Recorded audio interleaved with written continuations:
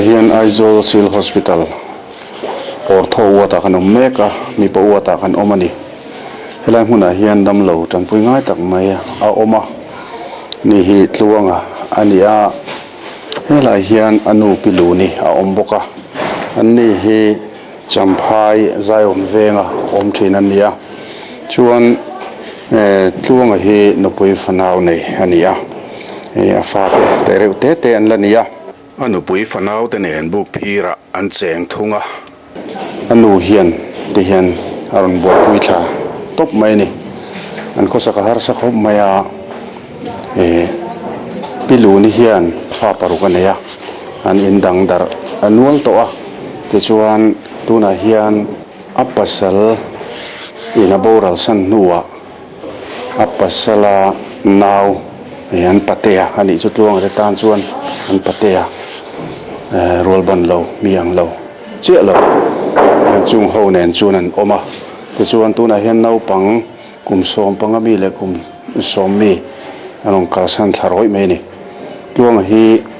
ramwana ake ati pala makang reng khup me ti hian avun hi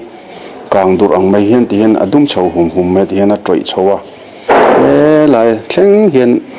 a troi chho to ni he lai de phona kang kai tran to ni na langa avun hi thlak ngai do na hau ta khup me a anun chuk thlak don hian he Tluanga u meichia in rang chang to chu chuan rora a chutlau tlawa Tluanga helai ron kal theina tur hian ti chuan Aizawl ron chuk thlak theina tur ticket sumo ticket man vela kha an chutlinga an chunga chumi mang chuan an ron chuk tharoi mai nia khon le na tur chu pathianin min ngai tu sakmayang ti khanin ngana ni top mai ni chuan he kar ni vela nom to a poisa han nei lova damdoi man an nei lova eng man nei lova ni ke ta tang hian chuak po ni sela an hole na turin ticket man tak gel pon nei lova ni chu mangang takin a thian no phone a belai hi helaya damlo omve ten an lo hrelau maya khong ai le maya chun pastor pakhat pubiak chona an fila ani chuan cheng zanga in tukina khana kan cheutra an lom le mai cheng zanga ina kana tu chun dam doi ten juk lei ve ni chuan hetilaya omve thodam lo ten min rom shil ni chin mai khan ram chang kan han dap saka ani loka khan mission veng thlang kot zola nufel tak pakhat chuan amamo imu ram chana piang hi lo pe top don ne tia cheng si khale sanga miron pe a chumi tang chuan poisa kan han la chua kha cheng sanga hi Tluanga tenu polin kan pe dona tran puina nu pakhat nu fel tak Samari Mitha ina poisa haron da atangin pathian mingin Tluanga nu kuta hian anin enkol nan cheng sanga kan lani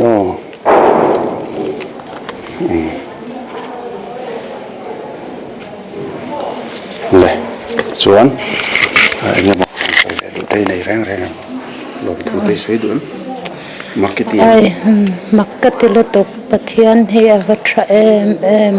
pathian man ro te hi in tralo tok ke ne no fa trong po trong thei lo trong thiam lo no fa kan nia rian rol la hianin mamo po hi kan sai thei lo ma se kan om pui te hi athalo tu ka thir en kim hi anei in an bar de hi min pe ka khatinga om kan ni ka thak ka sai thei to ros alom po kan lom pui tuk chau in mamo ni tera Tluanga mamo lai ta kan yen in mang angai tro thu ji ve le cái suy thì đâu đi so ngai an mamo tak zeta poisa pakhat man nei lawa te chuan tatang hian chuak don ma se ti ngai nan tan om lo Tluanga khes hi har sa khop mai avun dei thak alangai dona vela hen eng chen ngan om don por hiat alani lawa sum le pai sen na tur pon langa fiawani poisa pakhat ma nei loinan ron suk tha dam doi le na turpon nei lowa eta tang hian chuak ta se khoi angin kal don aizol hian voi khat kalna ve ve nia champhai hospital a an phei phota chuan aizol a hian an ron refer tha a eng tianga hlange ni pon khrelowa kalpon la kal ngai lowa aizol voi khat man la hulo ve ve ni chuan a farnuina rora chut ke atanga a hlo chu mangkhan an ron chuk thave roi ni tiang din huna chunan oma son veng thang ko jol nu Samari Mitha poisa ron da kha an mang tangkai he kan hlan lom tak zeta tangkai takin an mang ngang ti kan ring ani tuna hian aizol civil hospital ortho wa ta kan lo meka mi pa wa ta kan lo mani dam lo pakhat kan le dona ni hi ronala ania ronala te hi tong kolong khua a man ni mizoram chim top tong kolong khua ania hei tuna hian abula hian anu a oma anu hi kumsam ruk pangami vel ania ti chuan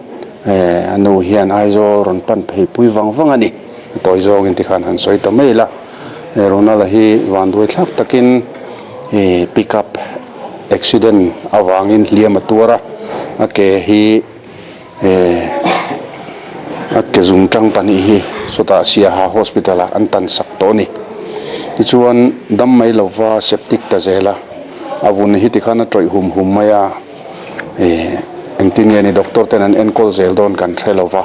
eng chenare nge dam doina henan om don po riat ani lovani chuan ronala hi nupui fanau nei ania fa tere te ania kum ni mi le thani mi mi kha inuina pommeka tiang chon na bu chi pom tuna henan ron peisan ania chuan ina hian apa putar kumsomruk pasari mi kumsomruk pasari mi putar chu eijong tu ni maya chanchu nau bu chi pom man monu ania nau te pani ani khana ko chotanga ya ani he di hian nat na khir tak mai tur tatlat mai accident awang khan